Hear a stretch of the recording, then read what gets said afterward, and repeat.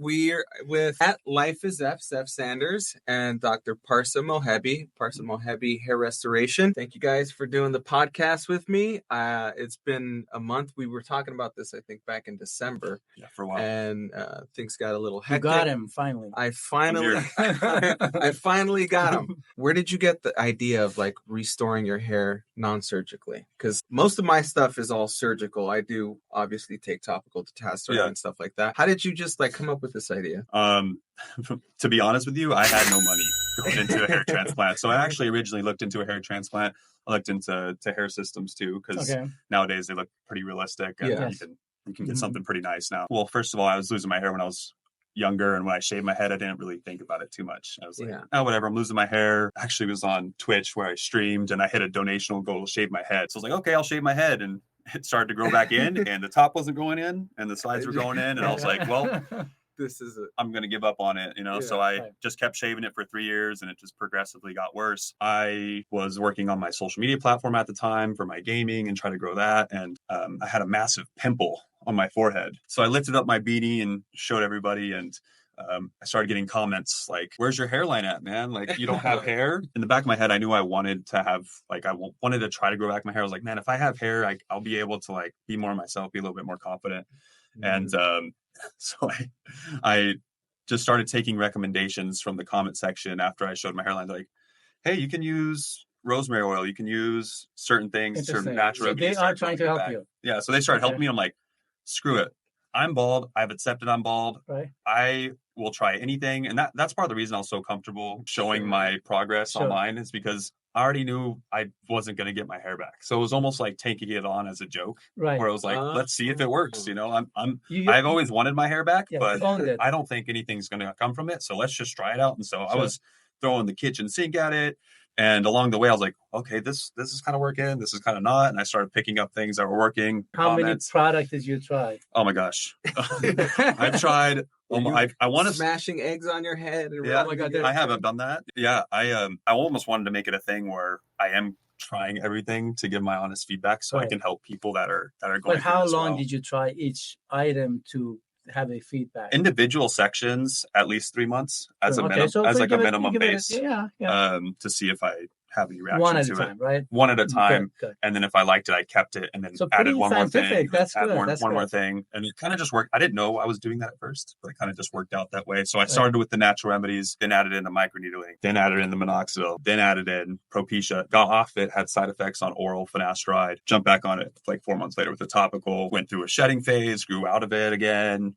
And so it's just been it's been like about 14 months now since I started growing it back, and I've just been picking up things along the way. Let me ask you this. Who was the first person to tell you, oh, hey, man, come over here. You're going bald, dude? It wasn't really like someone telling me I was going bald. It was more of just like people would just joke around. Like, hey, man, you're losing your hair. Really? I was like 19, 20. The hairline was already going. Yeah. So was your friends? So your friends would just kind of like joke? Yeah, I worked at a gym, and my workout partner is, almost 40, and he was bald. Yeah. He's like, oh man, you starting to lose your hair. It was just jokingly. So he had the bald card. Yeah. He could say. Yeah. Okay. It didn't really hurt my feelings, to be honest. Where I come from in Colorado, no one cares about hair. Mm-hmm. Like it's not like a big deal. Just let it go. It's part of the process. It's whatever. You're losing your hair, it's not really a big deal. You wear a hat. Over time, I think subconsciously it was bothering me. I think it was also a piece of my life where when I had my head shaved and I was going with the bald look, I connected a piece of my life to that image. Right. Mine was a disaster. Is that right? I tried. It was a similar situation, but I really took it like it hurt my feelings because hair, especially for me, was like a way to express myself. I had long hair. I'd had short hair. I had all spiked hair. I would just like play with my hair. Right. And when I lost that ability, it was like someone who loves fashion and telling them, you got to wear this. Like scrubs. You have to wear the same. Yeah, you got to wear the same thing every day. And so that to me was devastating. Mm-hmm. And I tried. I shaved my head, and my head looks like an egg. It's not a good looking head. How old were you? I think I was. I started losing it at like 20, 21. Okay. So you started early. Yeah, but it got to the point where it was like I had done mental gymnastics and kind of convinced myself I'm not. No, it's not that bald.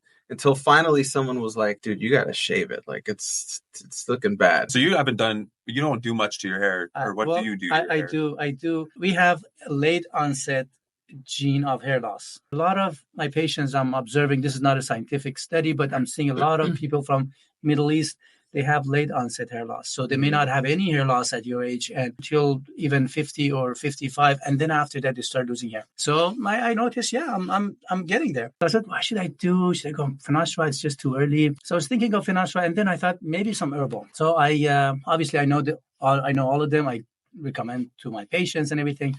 And then for myself, I said, let me just see what is actually the best herbal for me to use. And then I came down to the saw palmetto and pumpkin seed oil extracts. And then I realized I was trying to get it. So which brand? How do I get it? I'm a doctor. I should know that, right? I didn't.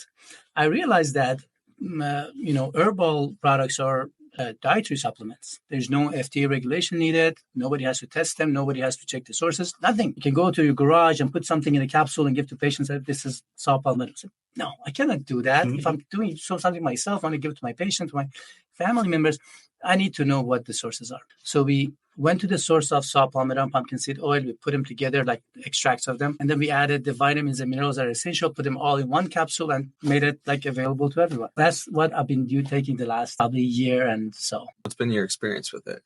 Well, I haven't been bald, but the miniaturization is getting less. Have you been doing that's an interesting thing that you do, like you can check the microscopic evaluation. Because that would have been interesting to do like you from the get-go. How much miniaturization do you have? It's more objective, Yeah, it's more objective, and you have that data, like that proof. That's right. Have you been tracking that at all? I wish I did. For other patients, I'm doing it, but for myself, I was just panicking. So something. Hair transplant surgeon can't be going bald.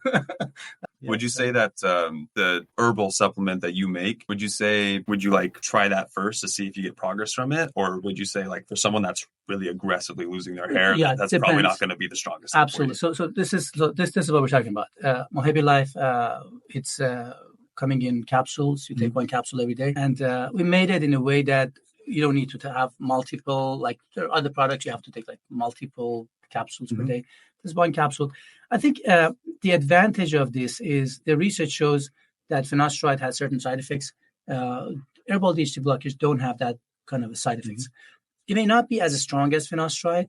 So if people have no side effects and they have no fear of side effects, finasteride is still my first choice. But this is going to be my first choice for people who don't want to use pharmaceutical or chemicals. And also, when people get hair transplant, we also always give them a bottle of these. So the first month, I want them to be on this on top of finasteride, or if they're not taking finasteride, definitely I want them to be on this. And they're not mutually exclusive. So you can take both. You can be on finasteride and take that as well. Yes, absolutely. Or you can be on minoxidil and take this. This is a very good synergistic, like DHT blockers, and minoxidil have a synergistic effect. And also, if you can be on dutasteride or finasteride, either topical or oral, and be on this. The other thing is people who are taking anabolic steroids.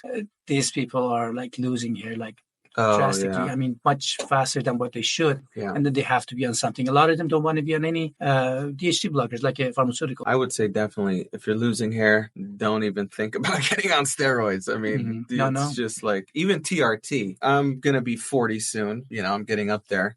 And so naturally your testosterone starts to drop as you get older. And I've kind of thought about the idea of maybe TRT. And so the TRT is supposed to get you to that, the peak of your testosterone. Yeah. I got my test, so that'll be cool because I got my test, my blood work done before I started my hair growth journey 3 months before it. Oh, did you? And I was at a 742. My test was pretty high testosterone. Yeah. Have you gotten it tested again? I have not. But I would love to get my blood work done and see my serum, maybe even DHT. A localized DHT level, get my test levels. Because I got my test before I even thought about doing this hair thing. I got my blood work done at 26 years old just to check my health. Right. So I checked my test levels before then, and relatively pretty high. So I'd be curious to see if, I'm taking finasteride, did it lower? Did get higher because there's studies that show both, but some. Yeah, I haven't gotten mine done in like maybe 2 years. Last time it was like 630 or something, which is, it's okay. It's like in the middle. It's not great. It's not horrible.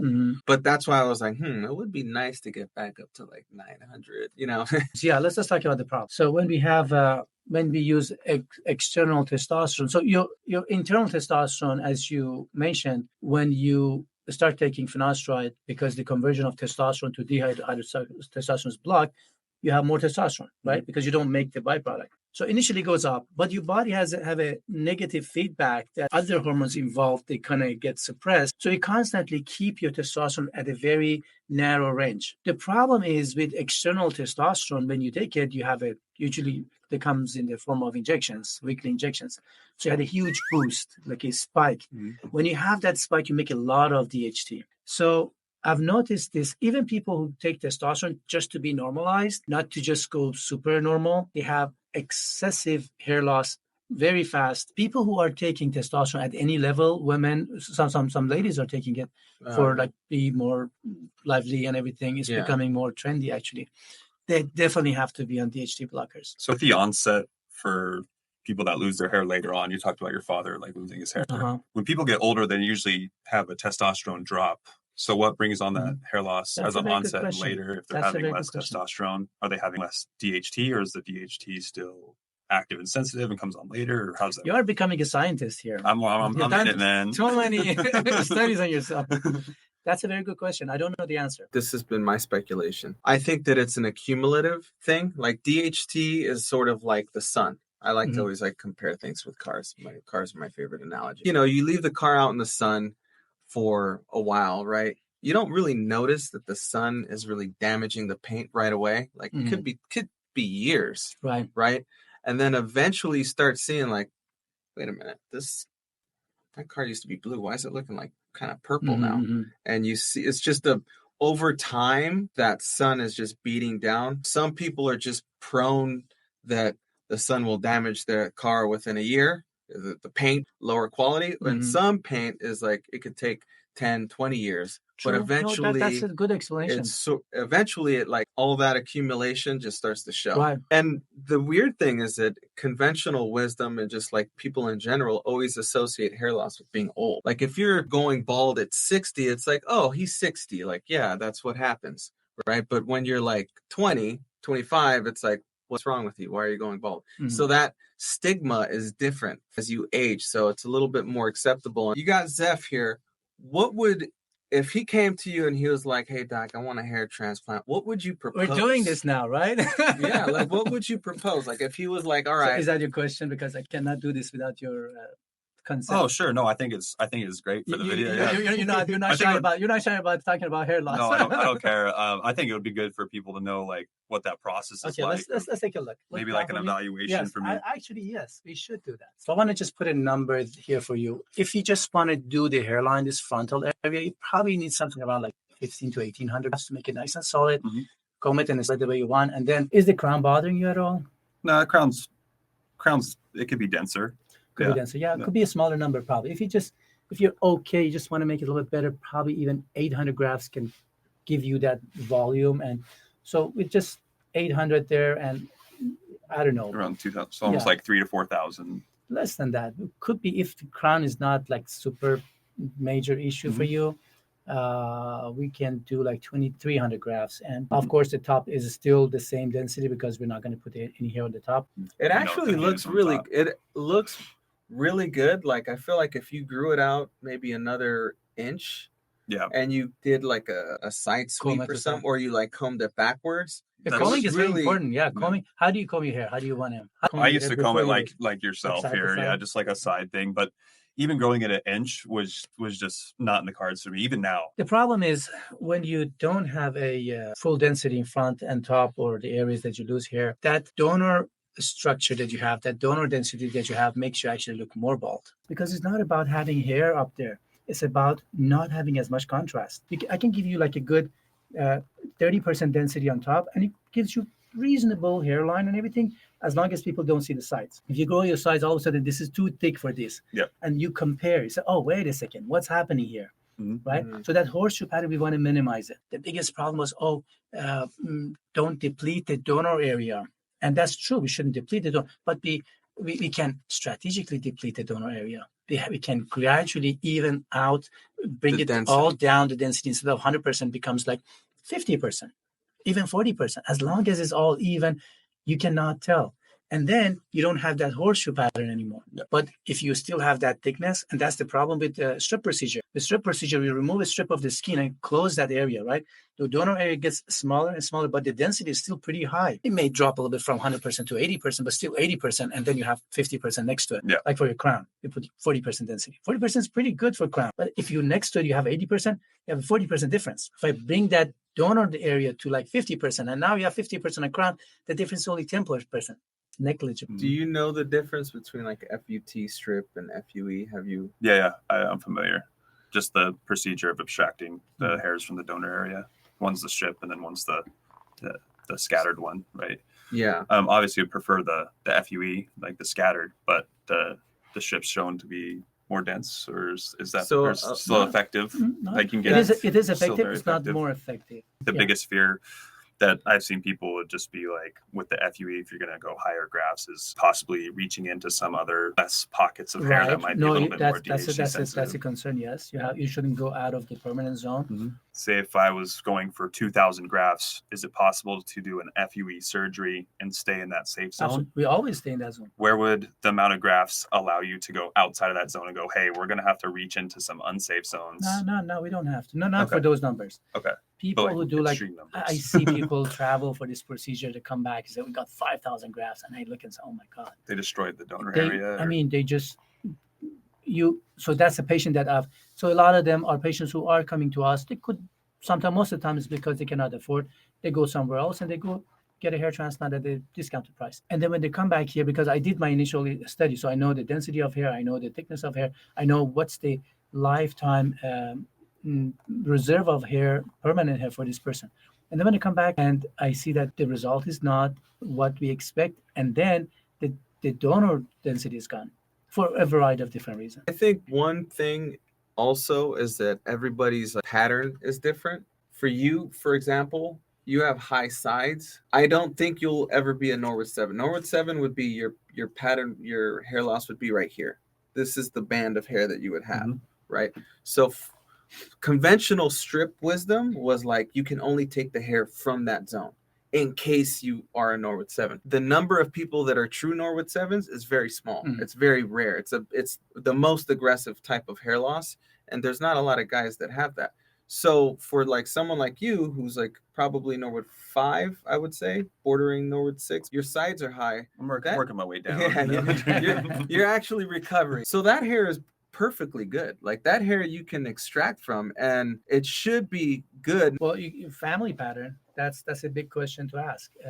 Who was like you when you started losing hair in your family? Probably my uncle. He had the Which side? My mom's side. Your mother's brother. My mother's uncle. Your mother's uncle. So your mother's uncle started losing hair at about the age that you started losing hair? Yeah, about the same. And what happened? What was the end stage for him? The cul-de-sac, like bald on top, hair on the sides. So that's what we are discussing. He has a good chunk of hair on the sides. He didn't have a narrow rim around. It didn't go much lower. It stayed pretty high. So that's good. Yeah. The reality is that the safe zone is bigger for a lot of people. It's a wider area. Some people have what's called like retrograde alopecia, where you lose this hair in the nape, it goes upwards, and this hair goes upwards. But not everybody has that. A lot of guys, this is perfectly good, and this is actually good hair. So I think you got to look at things like a case by case. That's been kind of my pet peeve with surgeons in the industry, especially ones that are like so pro FUT, pro strip, as they always say like, oh, well, they're going to lose all that hair in 10 years. I had my first hair transplant 10 years ago, and I haven't lost any of the hair. And I was young. I was 28. I think strip is good for people who've already had strip. So if you've already had a strip and you already have the scar, why not? It's cheaper too. Like it's more affordable. It's less work for the surgeon. It's more convenient for the surgeon. That's why it's more affordable. Because I would prefer an FUE, but for yourself, you would say for people wanting to get a hair transplant, FUE is just going to be a little bit better. Many advantages. I mean, one obvious advantage for advanced class of hair loss, we want to create that evenness. The strip doesn't do that. If I had a FUE surgery for a hair transplant and wanted to get a hairstyle like this, how obvious would that scarring be? Would you even see it? Well, there is a chance of hypopigmentation. Not everybody gets that. It's probably, 20% of people may get it, that the spots that hair was removed may look a little bit lighter. And the only people who can see it is people who go almost close to shave, like similar to these. Yeah, like a little like longer than that, you don't see it. This is probably 0 that you have. If this is something that's getting better and better, you may see somebody who had a hair transplant like 6 years ago. We were using bigger punches. The punches are getting smaller. The concept of hair transplant is getting more advanced, and we know how to remove them with smaller punches in a better shape, actually. The punches are between 0.8 and 0.9 millimeter. So 2-3 days after procedure, most people don't see anything. It's all healed. And what do you think about PRP? I don't do PRP. I don't believe in PRP. There's not enough science behind it. In fact, more and more science coming out that shows that it doesn't do anything. So before I became a hair transplant surgeon, my story was that I was doing research. I was doing research on wound healing in Johns Hopkins. So we were making wounds on the back of mice. So we're doing growth factors, and then they were trying to heal the wound. But the problem was growth factors doesn't stay in the tissue long. And the PRP is all about growth factors. So they concentrate the blood, and they get that portion that has. So when you say growth factors, are you saying the nutrients that's carried within the blood, or is it like it's not nutrient? It's like a peptide. What is in a growth factor? It's a peptide that stimulates some of the pathways that helps like epithelial migration, like the skin healing. Like so, wound heals. These edges, skins are finding the injury. They get the signal and start that inflammatory process. Have them migrate toward each other to reach each other and cover that area. That's the healing process. So growth factors are very involved with that. So if you don't have growth factors like some diabetic animals or diabetic people, so if you inject growth factors, it may temporarily be there for a couple of minutes or hours, but your body removes them. Is there anything that you haven't tried? Anything I haven't tried? Oh, hair transplant. You haven't. I haven't tried a hair transplant, and I have not tried a wig. Really? For some people, it's really good option. For like people they're who mesh too, so they like they breathe. And they can get like human hair and everything, the mesh allows your skin to breathe actually, but there is a sometimes reaction to the glue too. Yeah, I never considered it just because I was like, for any chance something happened, I'm swimming somewhere, I'm doing something active, and it just comes off. I don't know. I would probably have to move the state. I'd have to, I would have to like leave forever if that happened. You know what I mean? I'd be like, you guys would never hear from me again. The wig blows off. Yeah. I did this with I used the Topic stuff. Like originally, I have a bunch of pictures when I had no hair. I would actually powder my entire scalp and spray it. So I'd have like this black just powder on my head, and people would just gaslight me and say like, hey, it looks great. It looks great. You look like, really thank good, you, man. This is actually fake. They're like, no way. Yeah. I actually did a video on it because people were like, do the Topic stuff. I started doing Topic stuff. It's like one of my biggest videos actually. Is that right? And they're like, oh, imagine if it rains, or take him swimming on the Rain's first date. About to ruin his whole life. So I hair-sprayed it and I went swimming. Who takes somebody swimming on the first date? That's the whole joke. It was because the whole joke was the men would make fun of women for wearing makeup. Take the woman swimming on the first date, they wear makeup. Well, take the men swimming on the first date because they can catfish their hair, right? If they have fake hair on or whatever. So they're making fun of me, but I went swimming. So people actually do that on the first date? No. It's just a way to be mean. But basically, they're like, go swimming. And so I put the powder on, I sprayed it, and I went into our apartment pool and got out. And for the most part, it stayed on. So it was pretty funny. The Topic stuff, and then the microneedling we just talked about, kind of like the growth properties and how it repairs. Topical minoxidil. I know you're on the oral minoxidil. I'm on oral. I switched. And then we're both on the topical dutasteride now, but the finasteride I was on for a while. And that's kind of what I found. And then the herbal mixes. So I actually have my own product as well, the pumpkin seed oil, the sulfamento extract that I made in there. And then the rest of it, it's a topical caffeine, the rosemary oil, peppermint. I like the smell. I think it helps. Right. And then there's actually new studies on copper tripeptides, which I found were interesting. So I have like a 1% copper tripeptide in there, and then the green tea extract, just some like some stimulating natural products. I kind of have my natural blend, and then I have the microneedling, and then I have the finasteride minoxidil. I just found that to work. I love it. What do you think about injections of like finasteride or dutasteride? Like injecting it into the scalp? Not good. No? No. Because that's really popular like in Europe. Yeah, like just getting people actual... do different. Those injections, the injection by itself, you can inject saline into the scalp and you may see some improvement. So I'd be curious, because that's one thing I was always curious about is a lot of the hairline. I would say if I have all these baby hairs sprouting from the minoxidil, is that finasteride working on those baby hairs stronger to keep them there? Yeah. And if I was to stop minoxidil, would those hairs still stay there? And I've done some research, and the research I did would say no, the finasteride wouldn't hold on to the minoxidil growth. So basically, I would either just like work. Oh, you're saying so? If you stop minoxidil, if I was to continue with finasteride, would it hold on to these new hairs I got from minoxidil, or would I lose that growth? That's what I was. That's a different mechanism. That's just like hair. So think of it like our vellus hair or like miniaturized hair. Those are the hairs that are still growing, but they won't stay in the anagen phase long. They grow for a couple of months and then they fall out, and that's why they never become so thick. So if you use minoxidil, you keep them longer in anagen phase. So the moment that you stop taking minoxidil, that effect is gone. With I just started the topical dutasteride. I think my personal question would be the molecular size of the dutasteride versus the finasteride. The Dalton size, because there's the in the dermatology world they go by the 500 Dalton rule. So anything above 500, they say it doesn't penetrate. It's like 535 or something. 528. Yeah, I'm not a big fan of topicals anyway, even finasteride, although it might absorb better because the concentration of it is much higher. It gets systemic absorption if you're trying to defeat the whole systemic side effects. You still get it.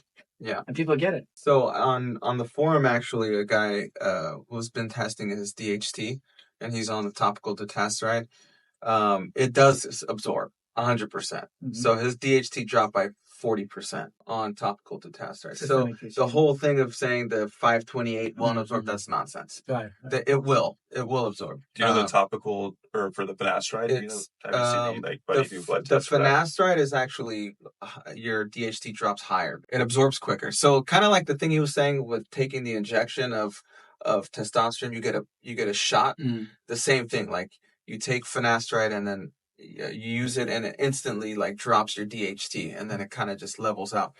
With the dutasteride, it's not the same. If you consider that dutasteride stops both types, dutasteride's stronger. The type 1 and type 2. Yeah, and the one that we're using is 2%, so it's a high concentration. 40% is really low in comparison to the oral version. Oral dutasteride, if you were to take that number, 2 milligrams of oral dutasteride, which is 2 milligrams equals 2%, your DHT would be like 95% wiped out. So 40% versus 95%, I think, is a pretty big difference. For me, I've noticed the difference, but it is on record, oral versions of both are more effective. Yes. Right. Oral I think the people that would look into topical would be the people that are seeing the side effects from the oral medication. It's easier to jump into a topical. It's a lot easier for people to start that.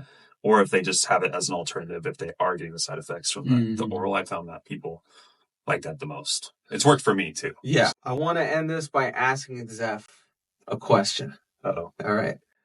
Will Zeph get a hair transplant? Will Zeph get a hair transplant? I actually plan to. One of my goals is to do one this year. I'm doing a strongman meet in 2 weeks. Finding the right clinic has been there for me as well, and just making sure that I know who's giving it to me I could trust, and seeing their results and getting a good natural look.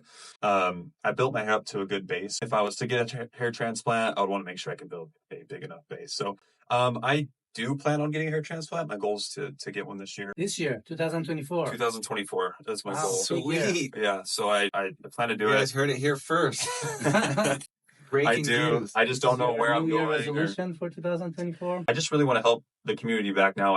I'm not really in a rush. I originally went into it was like, hey, I'm getting something for $40 a month, different things that gave me great results that can help you guys out. I think it would be really, really interesting to kind of track your progress. With hair transplants, is once you start seeing the growth, it's amazing. It's like it's such a great That's feeling. the thing too, is people are like, well, I don't know why you just didn't get a hair transplant. It's like, guys, I haven't seen myself with hair for 3 years. So this amount of hair on my head is already a big image change for me that I already feel great about. Yeah, I just want to say that you did it the right way. If you want to get a hair transplant, you're in your shoes, you need to try medication. You need to try everything first for at least a year to see how much you get, because you're absolutely right. You'll save a ton of money. If you would have gone to Turkey or wherever to get a hair transplant and you didn't have that hair, you wouldn't have the same result, and you would be spending more money. So if you want to save money, do that first. Get on medication. Do everything you can. Get to baseline. Yeah.